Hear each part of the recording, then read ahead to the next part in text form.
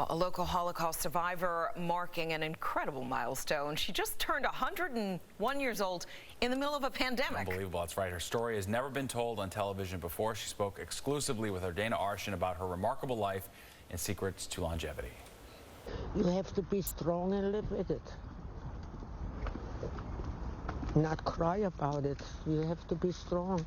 84 years after Lee Fruchtman escaped Nazi Germany, the pain is still raw, but her strength is still building. The Washington Heights resident just turned 101 last month, her mind as sharp as ever. She was born in Munich, Germany as Lieselette Sontheimer, and her family watched in horror as Hitler rose to power. We went under the bed when they marched on our street.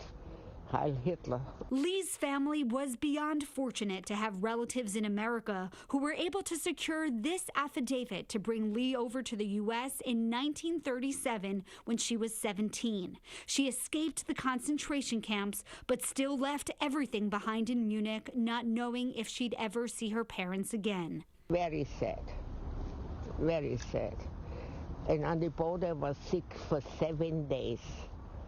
Her U.S. relatives were also able to get one of her sisters to the States, and then eventually her parents right as the war was breaking out. She had another sister who escaped to France. So many of their Jewish friends and family members were murdered at the hands of the Nazis, a nightmare Lee's daughter Deborah said her mom had to learn to live with. She never looked back. She never felt, why me? She never pitied herself. She just soldiered on, and it's very inspiring.